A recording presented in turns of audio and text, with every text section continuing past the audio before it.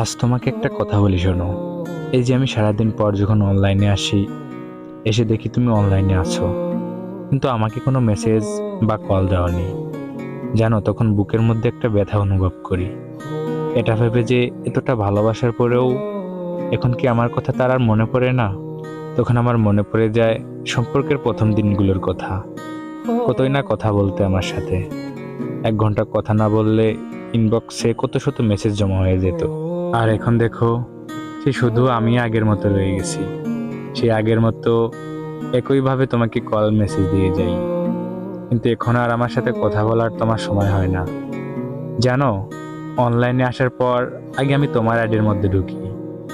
যখন দেখি তুমি অনলাইনে আছো কিংবা একটু আগেই অনলাইন থেকে বের হয়ে গেছো, আমাকে মেসেজ দাওনি বা কল দেওনি, তখন যে কষ্টটা পাই সেটা তোমাকে কখনো বলে বোঝাতে পারবো না। তখন নিজে না চাইতেও চোখ দিয়ে পানি বের হয়ে যায়।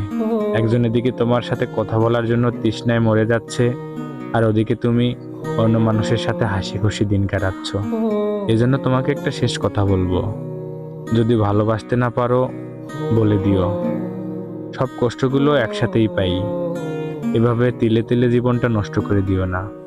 এমন কষ্ট দিও না যেটা সহ্যের বাইরে। তুমি ভালো করে জানো আমি তোমাকে ছাড়া থাকতে পারি না, তবুও তুমি আমাকে কষ্ট দিয়ে যাচ্ছ।